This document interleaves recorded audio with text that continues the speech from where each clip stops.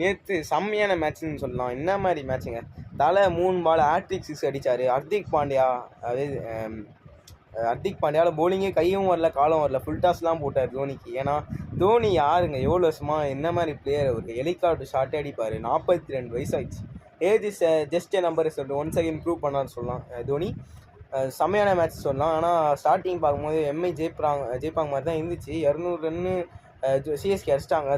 திருப்பி அடிக்க பேட்டிங் இருக்குது எம்ஐக்கு, ஆனால் அடிக்க முடியல தான் சொல்லணும். ஏன்னா தோனி வந்து கடைசியில் செம்மையான ஃபினிஷ் பண்ணார். அதனால தான் அவங்களால கடைசி வரைக்கும் 20 ரனில் தோற்றுட்டாங்கன்னு சொல்லலாம்.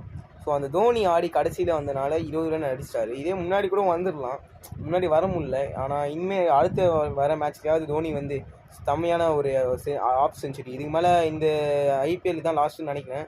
ஸோ பார்க்கலாம், தோனி நல்லா ஆடுவார்னு நினைக்கிறேன். ஸோ நம்ம சேனலில் புதுசாக வந்தால் மறக்காமல் சப்ஸ்கிரைப் பண்ணி பாருங்கள். வேறு வீடியோ சந்திக்கிறேன். டாடா பை யூசி ஃப்ரம் யூசுஃப் எம்டி பை.